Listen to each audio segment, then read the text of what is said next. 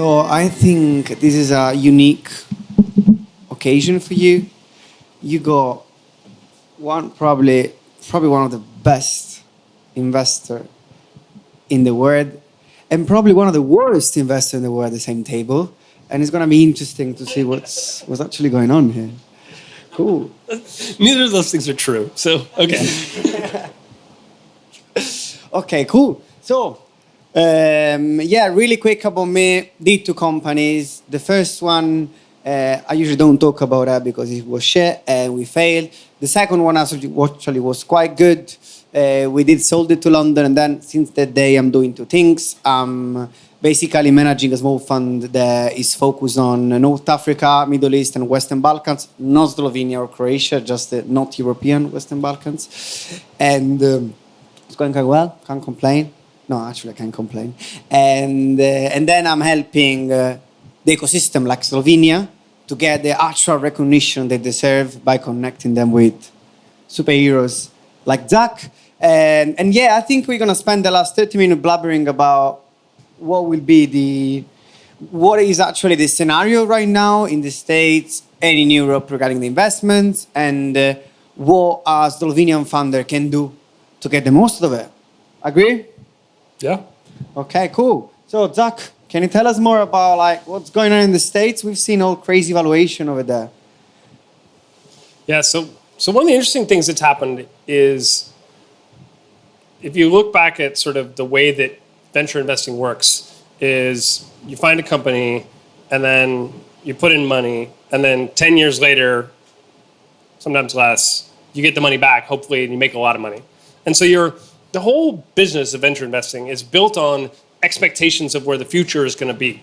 And so when the business itself was first sort of it was executed, when it first got started, everybody just came up with spreadsheets. We basically built these sort of expected return spreadsheets that say, okay, if you invest this amount of money here, and we have the size of exits that are going to be, we'll call it a $1 to $5 billion exit, and we own 20% of the business, it will return the fund. And the whole ecosystem has been built off of these expectations of where the outcomes ought to be. And over the last couple of years, I'm sure as many of you have noticed, the public markets have basically blown those expectations out of the water. And so instead of having companies that end up being worth $1 billion or $5 billion and those being rare unicorns, suddenly we now have businesses that are worth 10, 20, 30, 40, 50, $100 billion when they go public. And the VCs are making money hand over fist as a result of these incredible outcomes. They're huge. But what happened as a result is it caused everybody in the business to freak the fuck out. Because it's like, hold on a second, we're making all this money. We got to get more companies. And so it led to this flood of capital coming into the early stage markets and pushing further and further out of the core. So originally, a lot of VCs traditionally would only invest where they lived. So if they lived in Silicon Valley, they'd invest in Silicon Valley. Well, suddenly, the demand for startups has become so high that people are happy to now invest anywhere in the world they can possibly find good talent, good companies, good interesting opportunities, and the prices are going through the roof. So it's good for everybody in this room. For now, capital is very, very cheap. It's not easy. It's never easy. It will never be easy, but it's relative to what it's always been, it's easier. And the interest in meeting interesting companies is higher than it's ever been. Now, usually what happens is this business is very cyclical. So we go through a crazy sort of insanity period like this, and then something's going to happen, and reality is going to come crashing in, and everything is going to go back to some sort of new equilibrium, which will be different than where we are today. And so one lesson I would share with you, having been through a number of these bubble crashes, is even if someone gives you a shitload of money, don't go spend it. Just don't. You should really, really focus on the core economics of the business and keep as much capital as you can, because when those crashes happen, historically what happens is it's not like the price just changes, but the capital is still available. What happens is the markets often freeze. Everybody just stops investing for 6 months, 9 months while they kind of figure out what the new normal is going to be. Many of us thought that's what would happen when COVID occurred. We just thought, including me, I thought we were going to freeze for at least a year. But when that happens, if you don't have cash and you have a fundraising cycle and you need cash in 6 months, but nobody's investing, you end up getting totally killed in that fundraising process. So long story short, money's free right now, but it's not always going to be free. And at some point when it stops being free, be ready for winter will come again. Yeah, definitely. And that, so in Europe is happening something similar, but really like industry and localization focus. So there is happening that you got an idea, you got a bit of traction, you raise $400,000 billion and everyone is happy. But here is happening that there are like, for instance, FinTech London, they realize that Revolut is becoming a $30 billion company. So if you go there and you say that you're doing FinTech and you're in London, that you got this kind of a bit of boost in terms of valuation, but it's not that crazy, but still.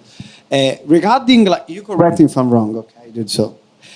So one thing I want to share with you, I want to tell you like a story what happening. So I was telling this to the guys before. So couple of years ago, we got this chance with an accelerator I was helping with to invest in a company called Integromat.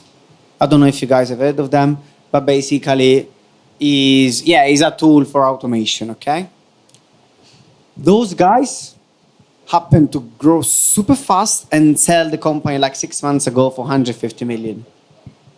And everyone was like, gee, so we got fucking so smart. Like, we're so good. Like, one of the best Czech Republic success stories. So we were like, great.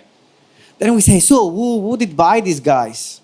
So the guys started in 2009 or 2010 to build this company. After 11 years, they sold the business. We saw who bought this guy, and they were exactly the same company, doing exactly the same thing. German guys, so literally like 100 kilometers away. But they did everything in the States.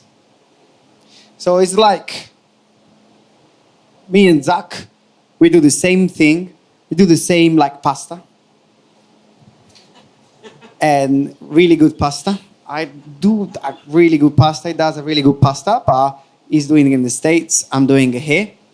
And then after 10 years, he raised 100 million. I raised 1.5 million. And he's got so much money that he can literally like put all the pasta he wants in my mass, and I'm lost. So what I'm saying here is the best thing you guys can do, and again, you can slap me if I'm wrong, but is like trying to get as close as possible to those people. Because these people don't just have money, but just got the knowledge of what it takes to become that big. Because even if you become super big here, you won't be as big as someone there. Yeah, but I would push back on that. I think, like, I've watched the trend in the last 15 years. If, like, 15 years ago, if we were here, I would say, look, you really have to be in Silicon Valley because you have to be next to the people who are building. You have to learn the lessons. You have to see the zeitgeist of the industry and where it's going. But today, that's no longer true. Like, you can be here and you can win because the information, the tools, the technologies are now being distributed all over the world, and the people, the talent is all around you. Because the people who've been working at companies in Europe for the last 15 years building great stuff, they're here. And they're able to build stuff that's just as good as you can build it anywhere else in the world. And so, like, I think there's certainly a difference in the funding markets right now where capital that goes into a Silicon Valley company will go in faster at higher prices, at higher velocity than you happen outside of those markets. But the quality of the companies, I think, is actually oftentimes better outside of the Bay Area, and the opportunities are more interesting, at least to me. So, I don't know. If I was building, I would just build and you'll be fine. Yeah, that was what I was saying. So those guys that bought the company, those guys that are now worth 3 billion, they are based in Germany officially. They just went to raise in the Valley. So I'm just saying that, like, get as close as possible. Yeah, you can build like empires here, and like there's plenty of success stories. In Romania, they did like great, and 10 billion valuation company, and everyone right now is looking for new Romanian companies.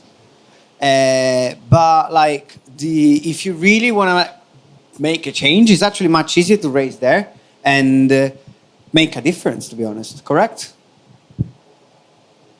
I don't know. Okay. So what do you think? What would you do? So like you are a Slovenian founder. What do you do? You have, so what do you do? Great. Pasta. Apps. Okay. You go on up in Slovenia. What do you do? Well,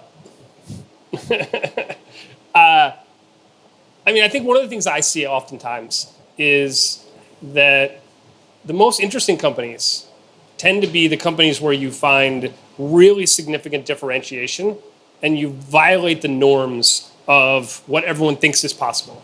And those violations, what I really get excited about, they often come from new thinking.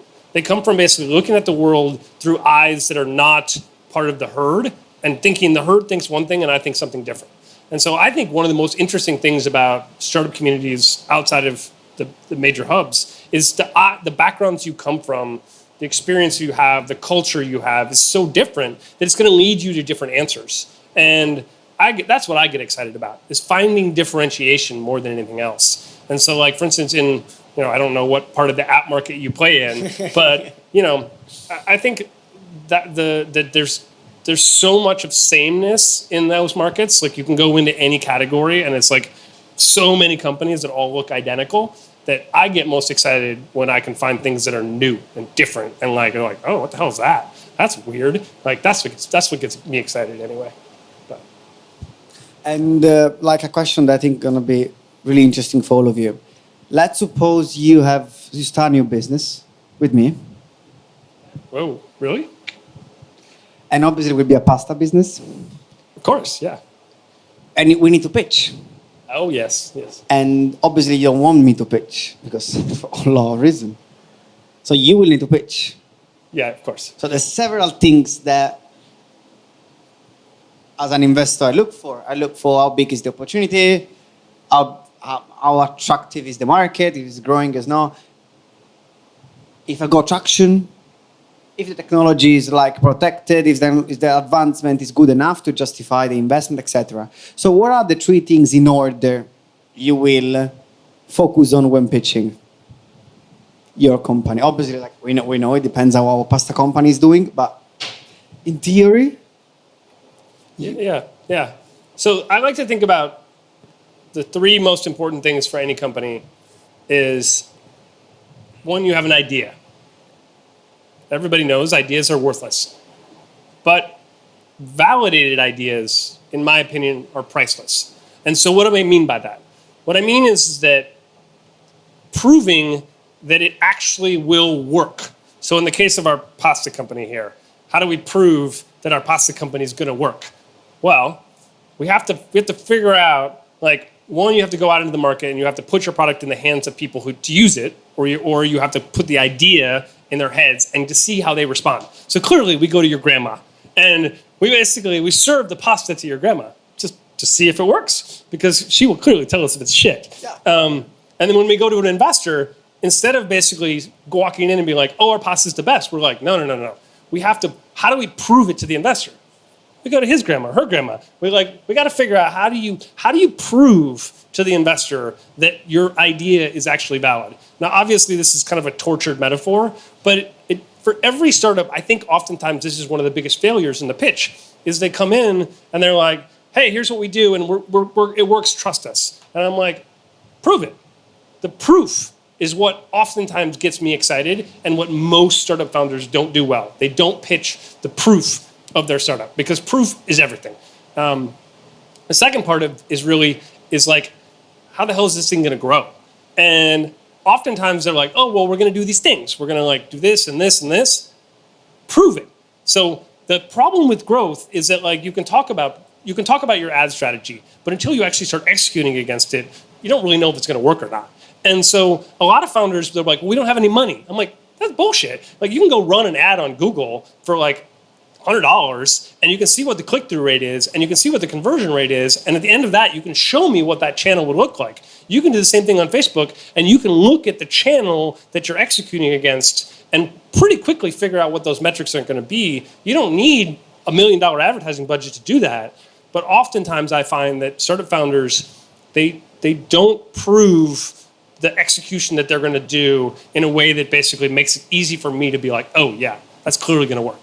And so proving that the idea is actually differentiated and valuable, proving that your distribution is actually going to work, and then proving that you can actually pull it off in terms of building it. Now, this is where it gets really tricky because they're like, oh, trust me, I can build it.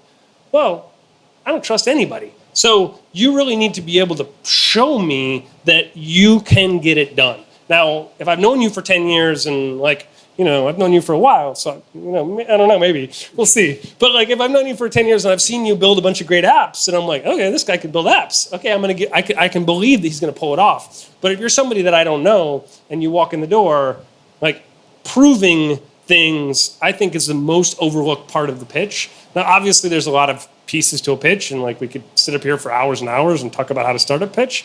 But like one thing I've seen over and over again that people could do a better job on is proving.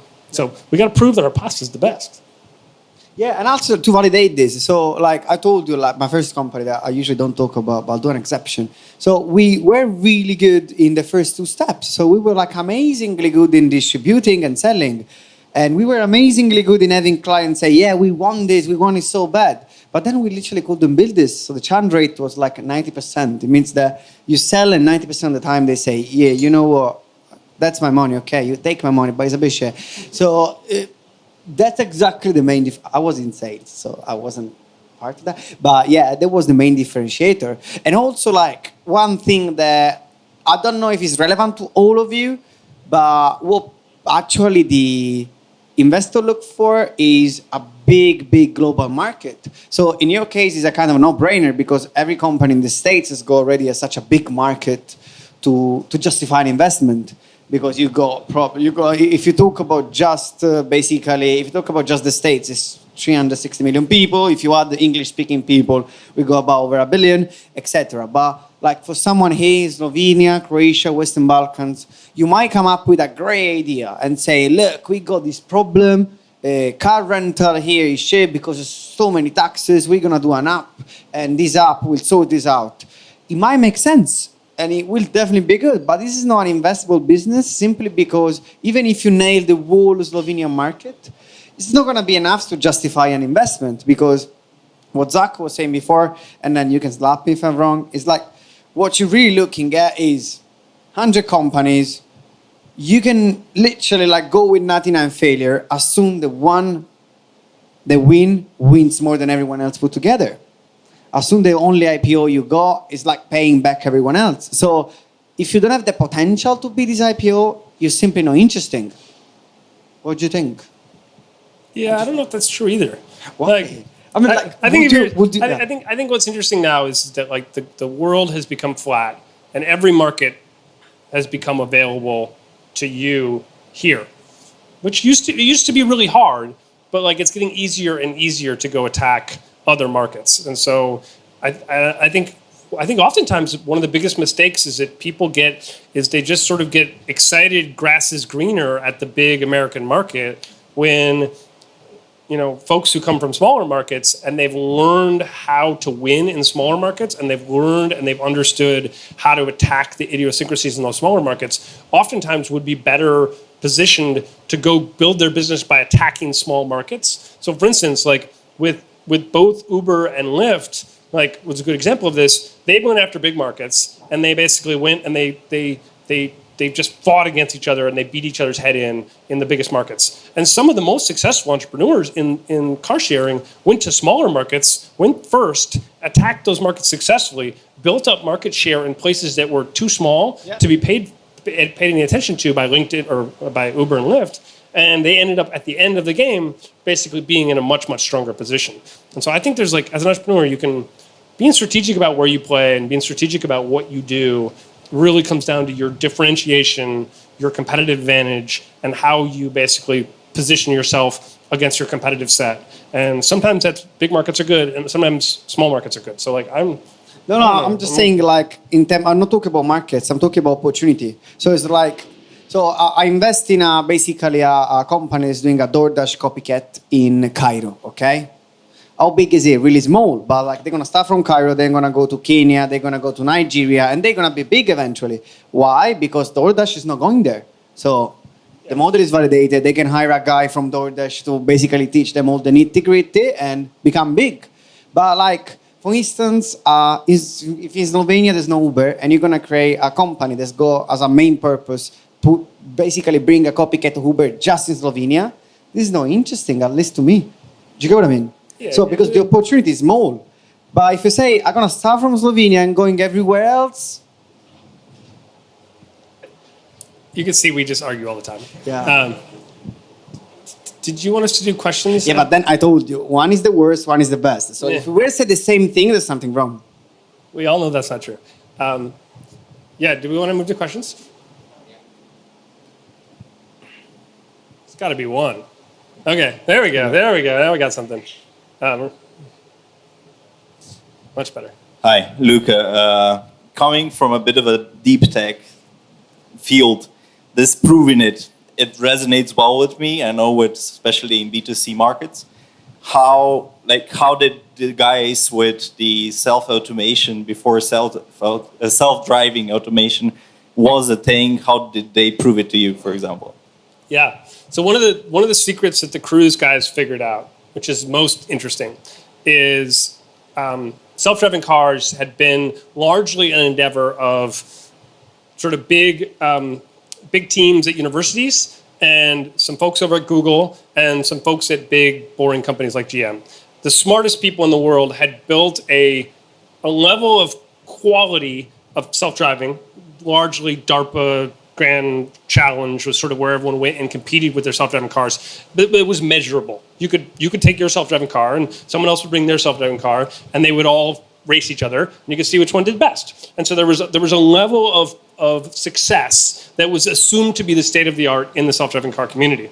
But the big breakthrough that they had was these really smart people hated working with big bureaucratic institutions. That sucks. So you got these brilliant people who want to build the best self-driving car ever, but they hate the fact that like they're stuck in a bureaucracy and they wanted to get rich. And so Kyle went to them and was like, guys, if you join me, I'm going to pay you nothing, but we're gonna move the state of the art faster than anyone else because we're only going to bring in the most brilliant people, and there's going to be nothing between you and execution. So you don't have to fill out any more paperwork. There's no more TPS reports. There's no more management. It's all about execution and moving the state of the art faster than anybody else. And those brilliant people who were in self-driving, all they wanted to do was just build great technology. And they wanted everything out of the way. And so he was able to successfully bring in these really great people, and then they were able to basically really show that they could move the state of the art faster than anyone else. And it really was just about, not necessarily about proving that they could solve the problem,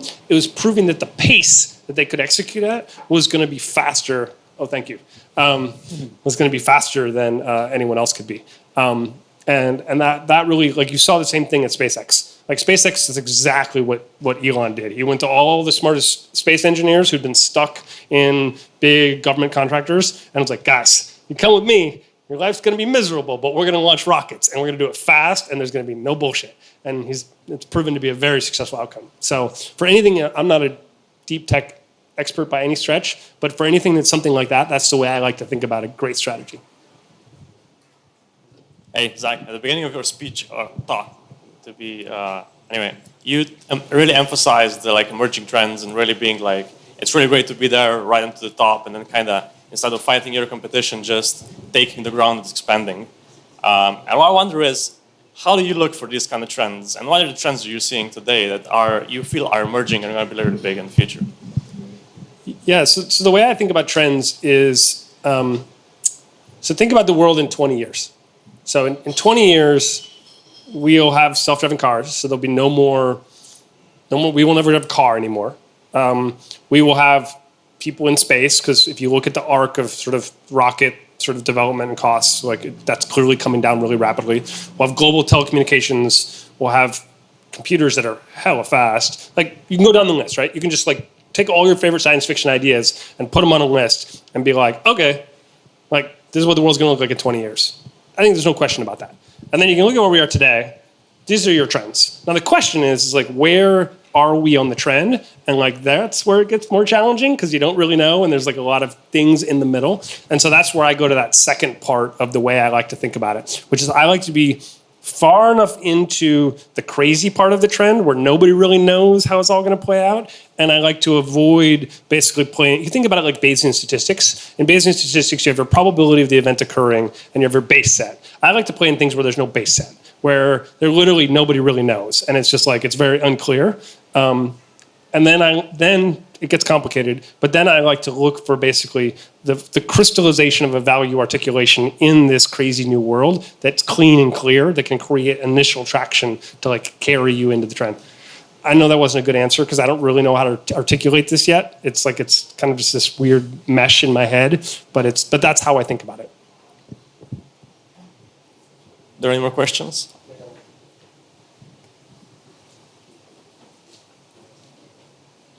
Hi, Luca. I have a question. How does it? How the process looks like of angel investing? So, what is the exchange like? What is the typical investment? The size of investment? Let's say at the beginning and maybe later, like kind of like a rough estimate. And what is the exchange for? Probably some kind of a rough estimation of percentage of companies, and also like what is the expected time to pull the money out with 10x, and just kind of like a rough, like it just kind of fall from the moon. So I don't know how this works.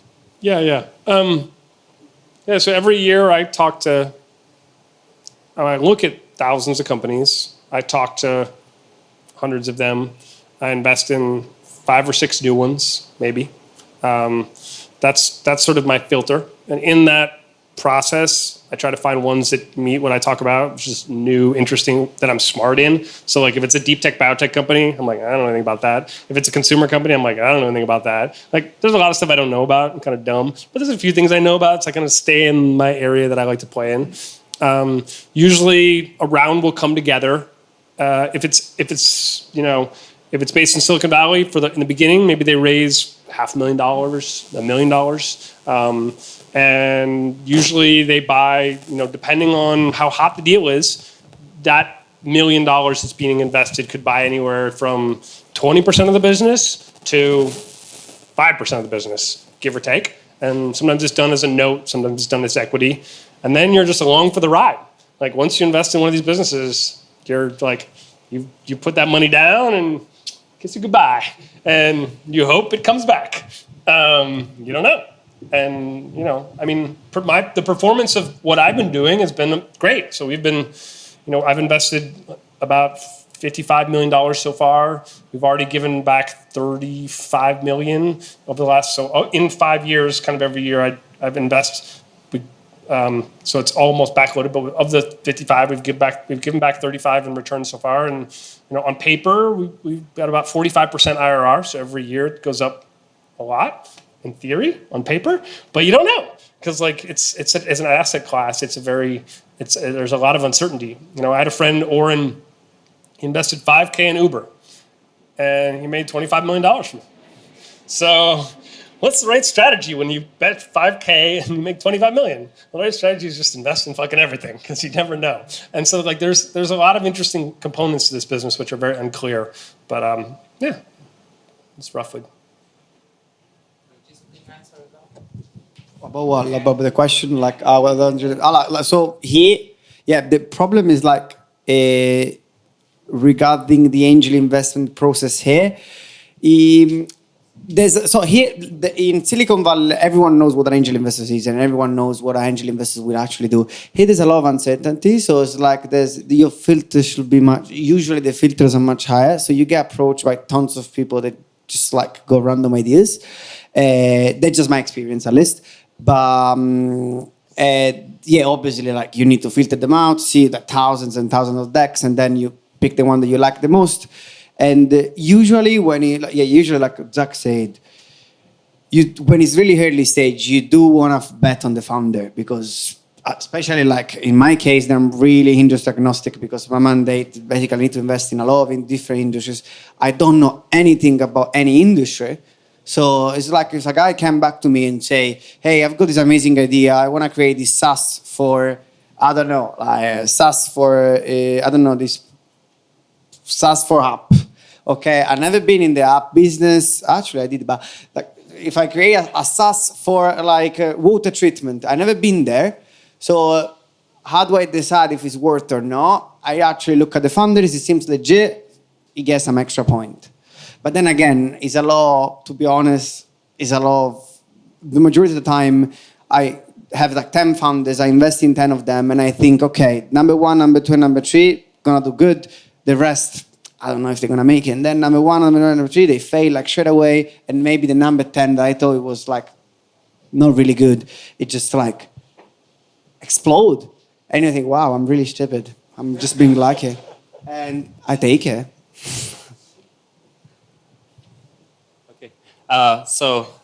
Thank you for sharing your story, Zach. My name is Primoz, and my question is, now looking back to your story and your first company, what would you do differently to avoid that bleeding and all the issues? And yeah, that's my question. Yeah, all the things that I could do differently. Yeah, I mean, I think I come back to the simple premise that I really was talking about. Like early in the business, if I had done a better job identifying product market fit, identifying value for the customers, it would have saved me a lot of pain. And identifying a business that was sustainable, so that it couldn't be killed by Facebook, would have been really nice. And figuring out how to grow that in a way that like someone couldn't take it away from me. That really would be the biggest lessons that I look at. And when I invest, that's what I look at is like, are you building a business that has real value to customers? Can it grow? And do we get to keep it? Like, and that really is, it seems so simple in theory, but it's actually in practice, it's very difficult because there's all these questions and problems and complications. And it's a very complicated matrix that we play in, and it's dynamic. It's constantly changing, so it makes it really hard. But yeah, that's what I like to think about. One question for both of you. What is your approach to evaluation of this, let's say, seed angel investment?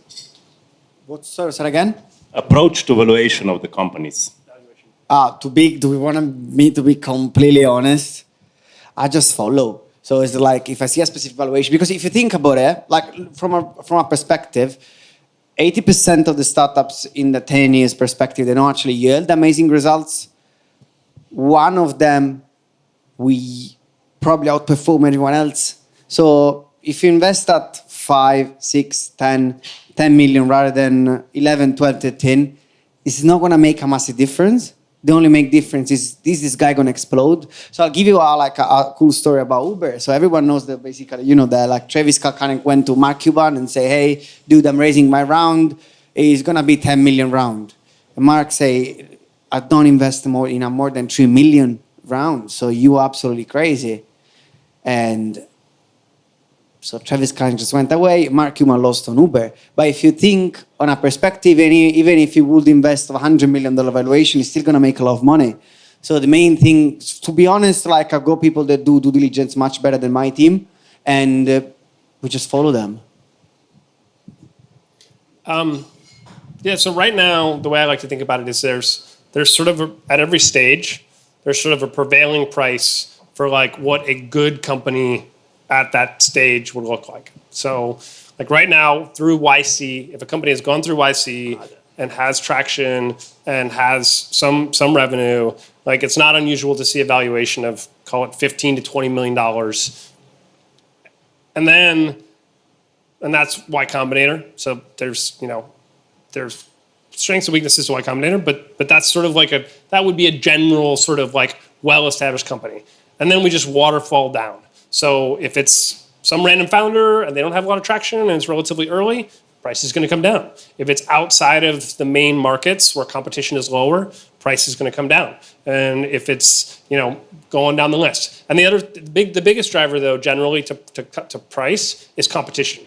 And so what we see is that like the investors, when an idea is investable, you'll see a lot of investors will realize it at roughly the same time, and they'll all lean into it. And suddenly the competitive dynamic leads to the price basically being pushed up to wherever is sort of the natural market clearing price based on where that company is and who they're at.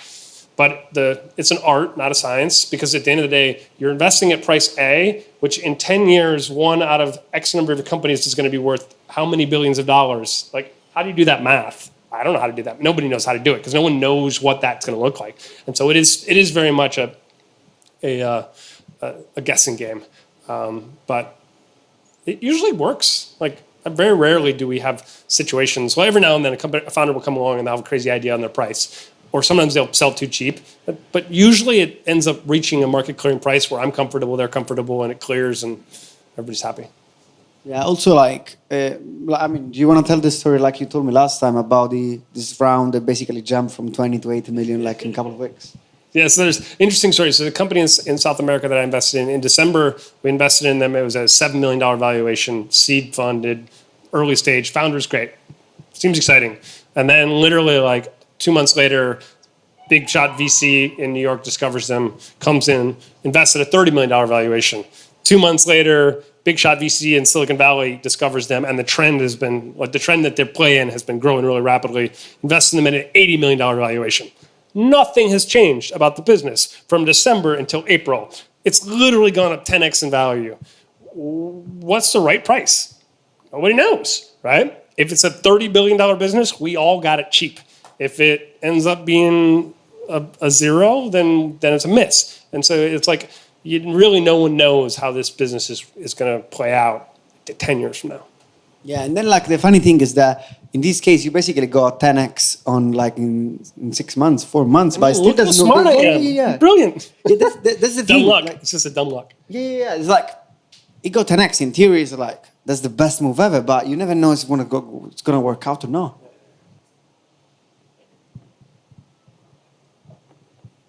Thank you all very much. We appreciate it. And I look forward to meeting you all. And then I'm sure we'll be going out to drinks after this because we want to go experience more of your city. So anyone who wants to hang out and help show it to us, please. Yeah, and so we're going to sit here for a while and network, and everybody's welcome, right? To come to you. And that's it. Thanks, really, to both of you. And a big applause.